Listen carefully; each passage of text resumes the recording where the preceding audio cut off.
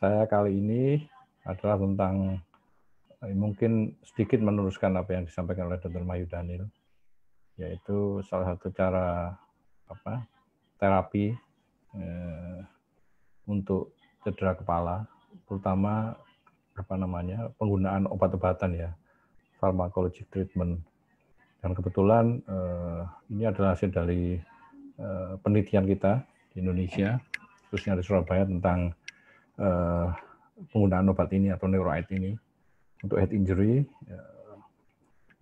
atau Neptune trial namanya, atau Neptune study. Mungkin perlu saya sampaikan, I have a disclosure that this research was funded by Moleac Singapore, the manufacturer of the product of this kind of drug. And saya tidak akan bicara masalah ini, tadi sudah disampaikan oleh Dr. Mayu Daniel bahwa tetap ada masalah traumatic pain injury, terutama di developing country seperti Indonesia ya. Jadi banyak morbiditas dan mortalitas pada jenis trauma ini. Bahkan di dunia juga masih merupakan global burden ya, of TBI ya, seperti kita lihat itu ya. Jadi cost-nya juga tinggi, kemudian prevalen insidennya masih tinggi juga ya. Jadi tetap kita akan berusaha melakukan yang terbaik ya untuk pasien-pasien kita, terutama di Indonesia. Jadi seperti yang disampaikan oleh Dr. Daniel tadi, itu memang cedera kepala tidak sederhana ya. Kadang-kadang primary injury sudah menimbulkan efek yang dalam tanda petik menimbulkan kecacatan gitu ya. Meskipun dioperasi untuk life saving, akhirnya tetap ada terjadi morbiditas ya.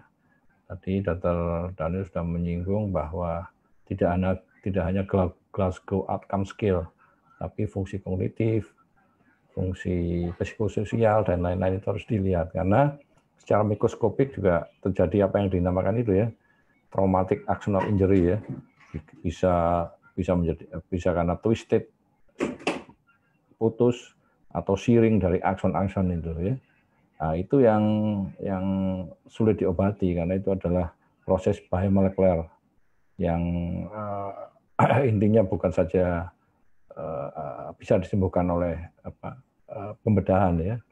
Pembedahan akan mengurangi resiko, tetapi secondary impact itulah yang menimbulkan kecacatan pada pasien-pasien pasca trauma kepala. Ya, ada beberapa penelitian ternyata memang terjadi neurogenesis ya, meskipun sudah sudah berat keadaannya, tapi ternyata terjadi neurogenesis itu after traumatic brain injury ya.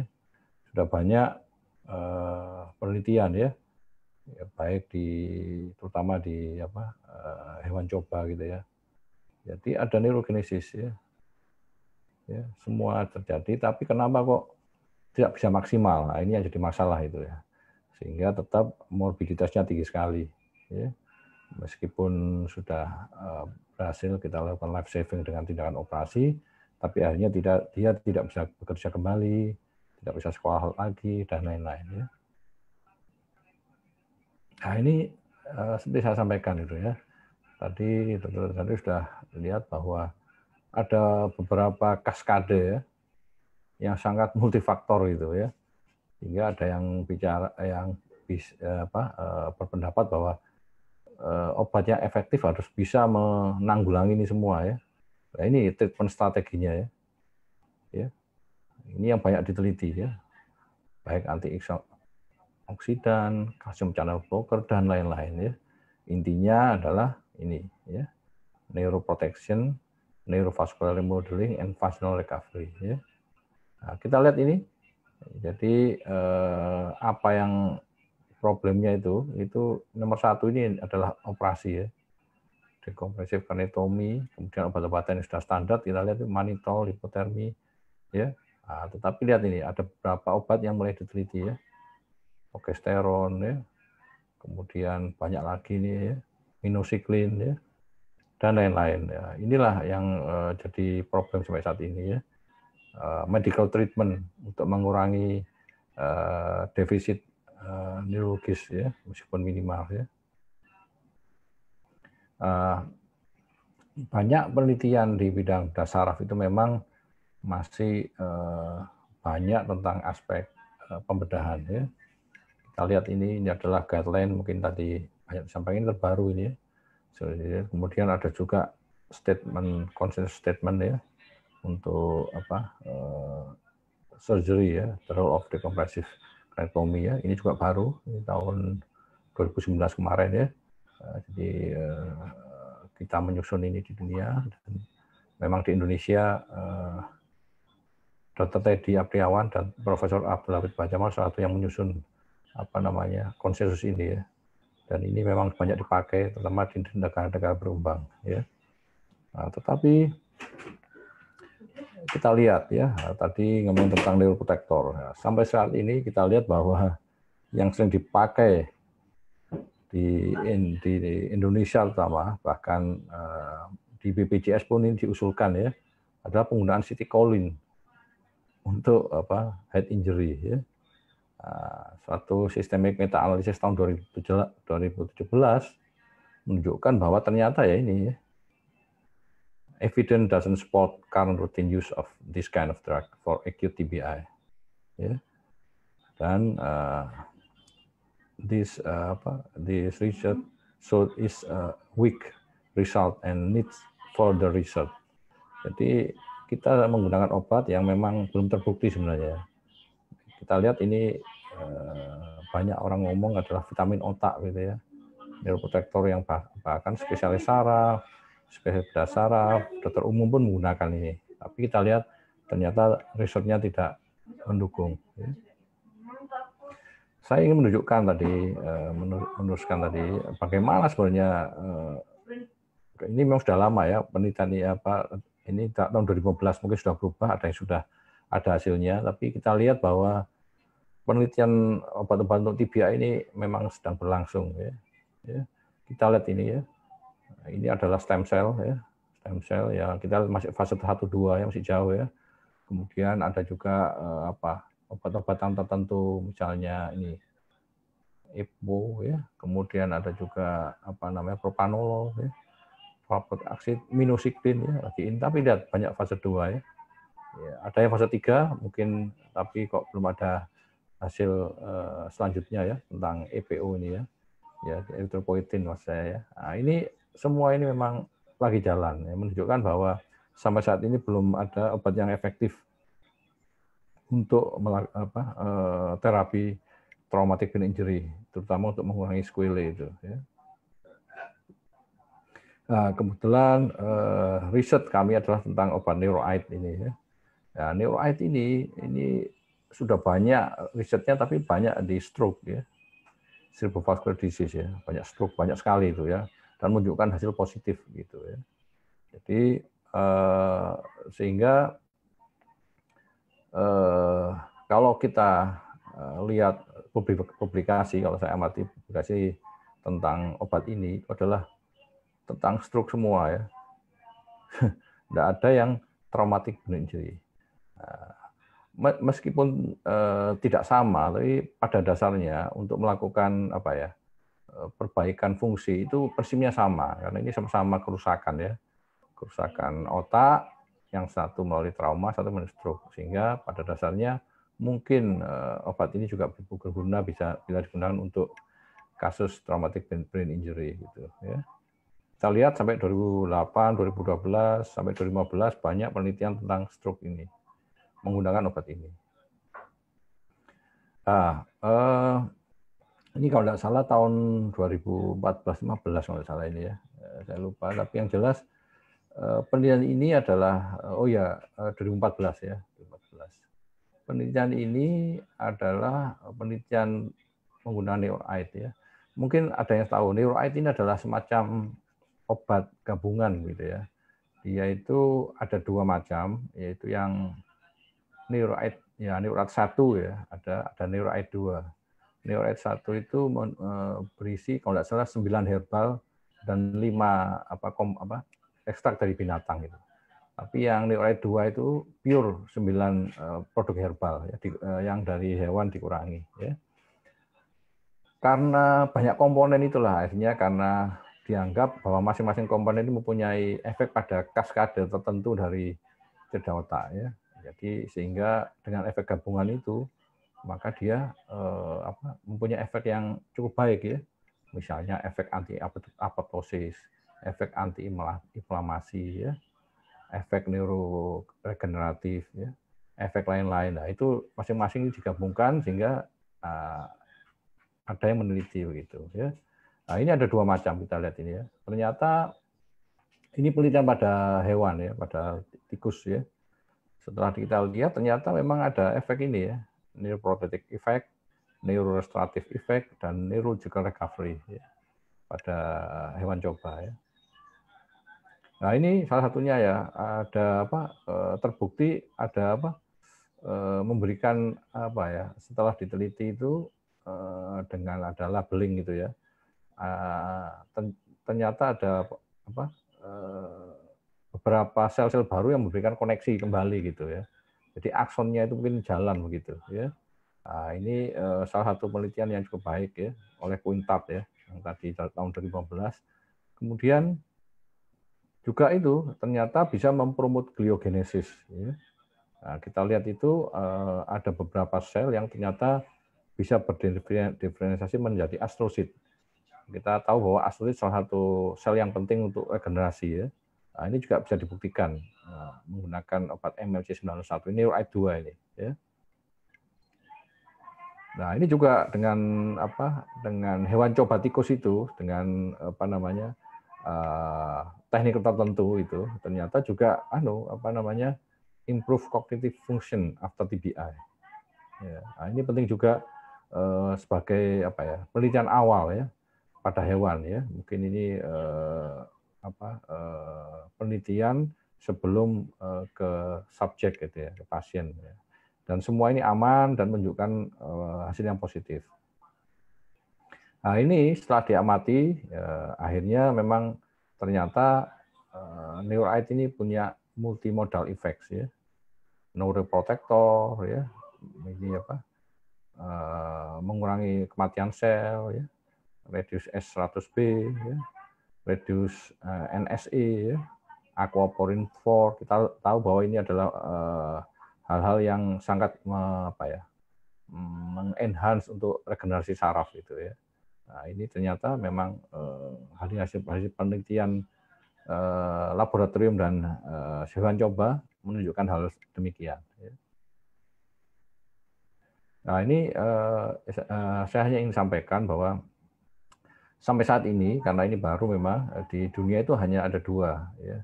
Clinical trial menggunakan obat ini ya. Ya, yang satu adalah di New Zealand ya. Ini tahun 2015. Yang satu di Indonesia ya. Ini tahun 2019 ya, publish tahun 2020 ya.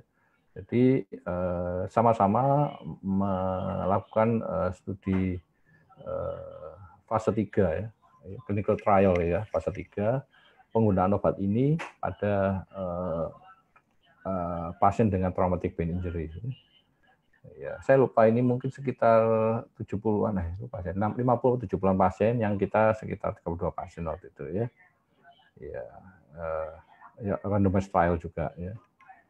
Nah, ini memang masih baru ya, baru 2, tapi yang jelas mungkin sebentar lagi banyak penelitian-penelitian tentang penggunaan obat ini pada traumatic brain injury. Ya.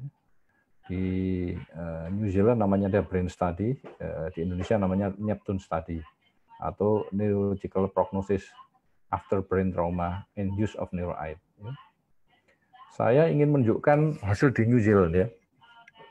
Hasil di New Zealand menggunakan neuroid 2 MLC901 ya. Jadi mereka kalau tidak salah sebenarnya ada 5 skala cognitive appearance yang diteliti ya. Tapi yang ingin saya tunjukkan bahwa ternyata sangat baik untuk improve complex attention dan executive functioning following mild to moderate TBI. Kita lihat ini trajektorinya ya. Ya, cukup baik ya dibanding kontrol ya. Ya. Ini kalau tidak salah sampai 9 bulan penelitian ini ya.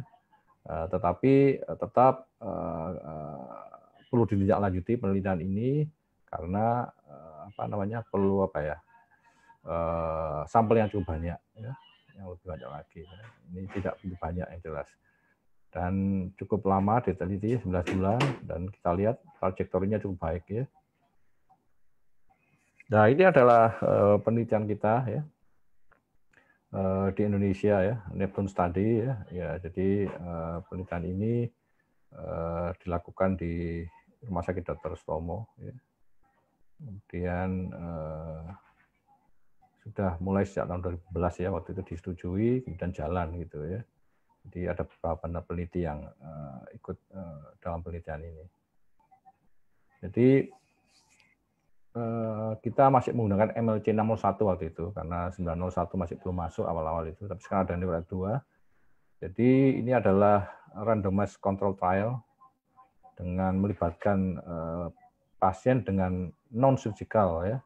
Jadi tanpa indikasi operasi, moderate head injury ya. Jadi dengan standar treatment yang satu dikasih obat neuroid, satu tidak ya. Jadi clinical outcome-nya kita nilai berdasarkan Glasgow Outcome Skill dan Barthel Index ya, yang diteliti selama 3 dan 6 bulan ya. Jadi saat keluar rumah sakit, saat 3 bulan setelah discharge dan 6 bulan setelah discharge.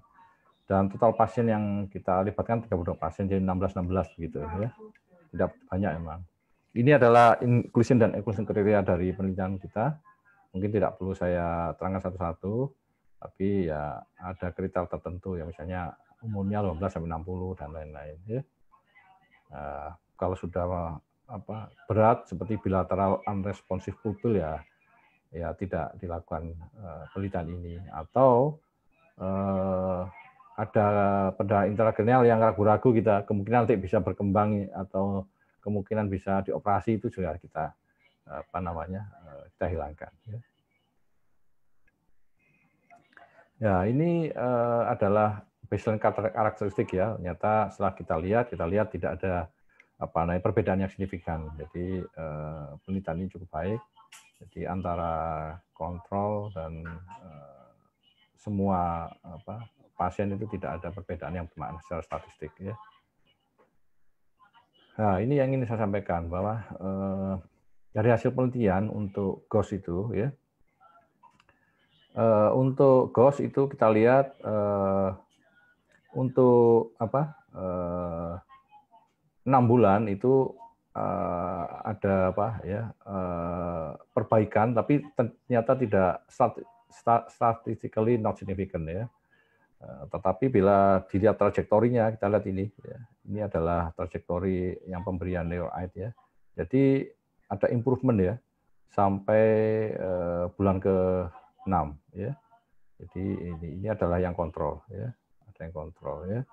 Jadi kalau melihat ini ya ada positif efek lah ya, pemberian neuroid pada pasien dengan trauma kepala, khususnya pada moderate head injury ya. Kemudian pada Barthel Index ya kita lihat bahwa median Barthel Index value, jadi compare to the control group at all times point ya. Tapi reaching significant at month 3 ya. Jadi memang secara secara trajektori perkembangannya berdasarkan Barthel Index ini selalu di atas sampai 6 bulan ya. Tapi paling bagus signifikan memang pada bulan ketiga ya, bulan ketiga. Kita tahu bahwa Barthel Index ini itu lebih lebih kriterianya lebih teliti begitu ya, tentang fungsional daily activity. Kalau GOS itu sangat kasar begitu ya. Dan ini lebih teliti, ternyata ya bagus ya keadaannya ya. Jadi there is a significant improvement of Barthel Index in the neuroid group from time of discharge ya, dari saat keluar rumah sakit bulan ketiga sampai bulan ke-6 ya. Jadi ini menunjukkan hal yang positif ya. Kemudian kita juga melihat apakah ada efek samping atau lain-lain ya. Memang pada apa namanya pasien yang mendapat neurite ada sedikit mild abdominal discomfort ya. Jadi seperti nggak enak di ulu hati itu, tapi 2 ya. Di placebo tidak ada. Dan ini memang sesuai dengan apa yang ada di laporan-laporan lain itu yang saya lihat itu tidak ada komplikasi yang berat, tapi sering itu cefalgia sama mual-mual, ada yang diare juga gitu. Itu adalah salah satu komplikasi efek samping dari pemberian neurite ini. Jadi pemberian neurite ini pada pasien-pasien kita itu diberikan setelah hari kedua, bisa melalui apa namanya NG-tube gitu ya, NG-tube diberikan itu. Jadi setelah masuk hari kedua diberikan sampai 30 hari ya. 30 terus diminum gitu ya. Ya, terus 3 bulan diteruskan lagi gitu ya. Nah, itu pemberiannya ya. Nah, ya ini adalah conclusion ya, terakhir bahwa penelitian ini menunjukkan bahwa neurite showed promising outcomes and improvement in patient with head injury. And neurite is safe and well tolerated post DBI. Tapi tetap ya, karena ini baru masuk hari 2, kemudian kita lihat bahwa seperti di tempat kita hanya di 1 center ya, dan hanya 32 pasien, maka perlu pengembangan lebih lanjut ya, dengan penelitian yang lebih randomized control trial, multi-center, dan larger population untuk penelitian ini. Baik, terima kasih itu yang bisa saya sampaikan. Semoga bermanfaat.